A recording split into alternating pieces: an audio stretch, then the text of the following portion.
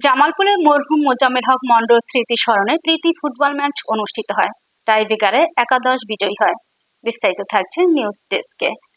জামালপুরের ১ নং ওয়ার্ড পাথালিয়া মরহুম মোজাম্মেল হক মন্ডল স্মৃতি ক্রীড়া চক্রের আয়োজনে কম্পপুর স্কুল মাঠে এই প্রীতি ফুটবল ম্যাচ অনুষ্ঠিত হয়। খেলায় ওয়ার্ড বিএনপির সাবেক সভাপতি জাহাঙ্গীর আলমের সভাপতিত্বে প্রধান অতিথি বক্তব্য রাখেন জেলা বিএনপির সাংগঠনিক সম্পাদক জি.এস. ফিরোজ মিয়া। এছাড়াও উপস্থিত ছিলেন সিনিয়র সাংবাদিক ও সাবেক ক্রীড়াবিদ শরীফুল ইসলাম ঝোকন, সাবেক ক্রীড়া সংগঠক আরিফুর রহমান জনি, ওয়ার্ড বিএনপির কোষাধ্যক্ষ মমিন মণ্ডল, বিশিষ্ট সাংবাদিক আরিফ হোসেন, সাবেক সেনা সদস্য রাসেল মিয়া সহ পাথালিয়া এলাকার বিশিষ্ট ব্যক্তিবর্গ ও ফুটবল প্রেমী দর্শকরা উপস্থিত ছিলেন।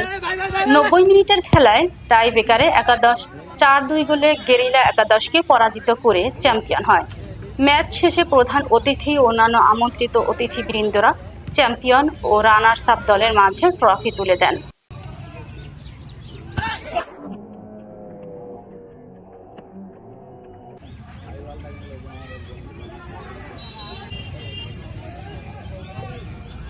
আমার মনে হয় এই মোজাম্মেল মন্ডল স্মৃতি টুর্নামেন্টের থেকে আজকে আমি মনে করি এই মন্ডল বাড়ি ঐক্যবদ্ধতা, মন্ডল বাড়ি যদি ইচ্ছা করে একটি সুন্দর একটি ফুটবল টিম গঠন করতে পারে।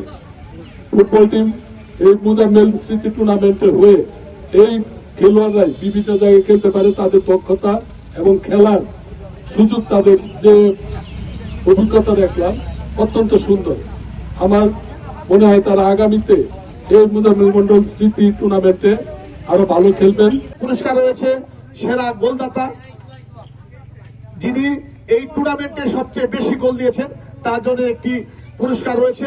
একটি পুরস্কার রয়েছে গোলকিপারের, একটি রানার আপ ও চ্যাম্পিয়নের।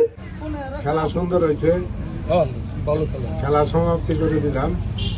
বাংলাদেশ জাতীয়তাবাদী দলের সাংগঠনিক সম্পাদক নুরু ভাই এদিক একটু।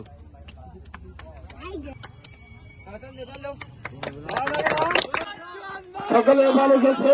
আমরা দেখলাম তো দীর্ঘক্ষণ খেলা